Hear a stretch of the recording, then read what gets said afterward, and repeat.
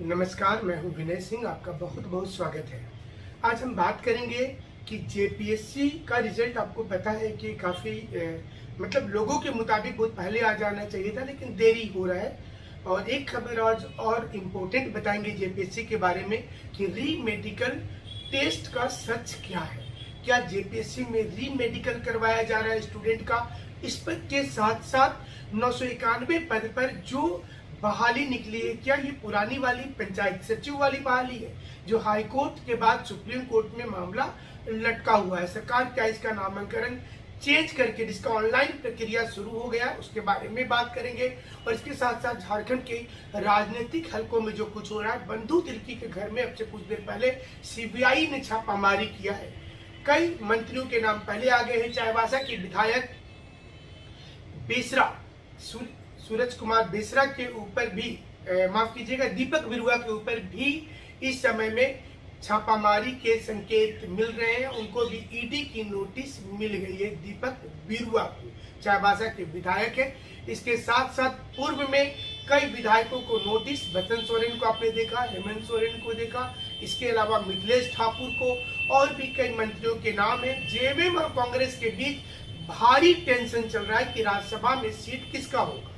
सुबोध कांत सहाय या डॉक्टर अजय कुमार जाएंगे या फिर जेएमएम से कोई जाएंगे। हालांकि कपिल सिब्बल ने दावा छोड़ दिया, लेकिन इसके बावजूद जेएमएम और कांग्रेस के बीच बहुत ज्यादा खींचतान है। ऐसे में कई विधायकों के घर में सीबीआई रेड पड़ जाने से अब पूरी सरकार सत्ते में आ जाएगी और हो सकता है कि सरकार को भारी मुश्किल का सामना करना पड़े। पहले से जो पूजा सिंघल है, इसके साथ साथ विशाल चौधरी के अलावा कई लोगों का नाम सामने आ गया है।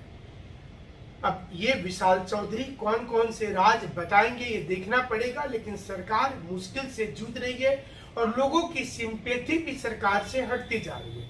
अब लोगों को ये लग रहा है कि सरकार बनने के साथ घोटाला शुरू हो गया और यही चीज लोगों को सबसे ज्यादा जो है वो आश्चर्यचकित कर दिया है। और लोगों को ये लगता है कि अगर पुरानी सरकार में घोटाला हुआ था तो फिर उनकी अरेस्टिंग क्यों नहीं कर पा रही है सरकार, जबकि उनके पास में सारे विभाग हैं। ऐसे में रामेश्वर उरांव का कल का बयान काफी मायने रखता है। रामेश्वर उरांव ने यह कहा कि बिहार में जितना स्ट्रांग वहां का इंटेलिजेंस और सीआईडी काम कर रहा है, उस हिसाब से झारखंड में विभाग जीरो है। आज तक ना तो किसी अधिकारी की गिरफ्तारी हुई और ना ही किसी अधिकारी के अगेंस्ट में छापामारी हुआ, जो बिहार में प्रतिदिन आप सुनते होंगे कि छापामारी का सिलसिला जारी होता है। जाहिर सी चीज है, रामेश्वर उरांव का भी ये बयान कई मायने की संकेत दे देता है कि सरकार में रहते हुए अब वो बयान में बदलाव क्यों कर रहे हैं।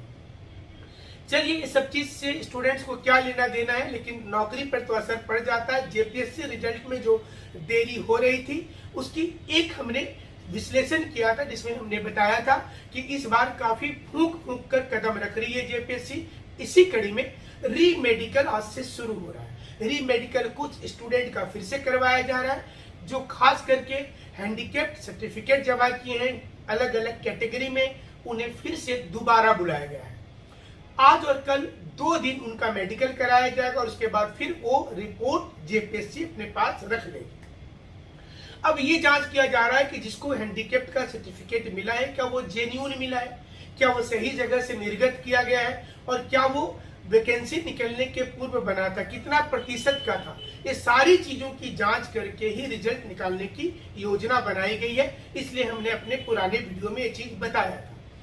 दूसरी कि जाति प्रमाण पत्र और स्थानीयता वाली जो बात थी, इसमें खास करके जाति प्रमाण पत्र और क्रीमी लेयर का सर्टिफिकेट, नॉन क्रीमी लेयर के सर्टिफिकेट पर विशेष ध्यान दिया जा रहा है और उसकी एक एक पहलू को जांचा जा रहा है। जो लोग रिजर्वेशन के लिए कैटेगरी में पात्र हैं, उनकी सर्टिफिकेट को चेकिंग करने के बाद देखा जा रहा है कि जो उसमें बताया गया था क्या उसी के अनुरूप आपका सर्टिफिकेट बना है, निर्गत हुआ है, उसकी जांच करवाई जा रही है। ऑनलाइन वेरिफिकेशन हो रहा है और जरूरत पड़ने पर स्टूडेंट्स को चिट्ठी भी दी जा रही है। हमारे पास ऐसे कई स्टूडेंट का नाम है जिनको जाति प्रमाण पत्र के लिए चिट्ठी भेजी गई है। जेपीएससी से कॉल आ रहा है, कुछ लोगों को कॉल तो कल ही गया कि आज आपको आ जाना है।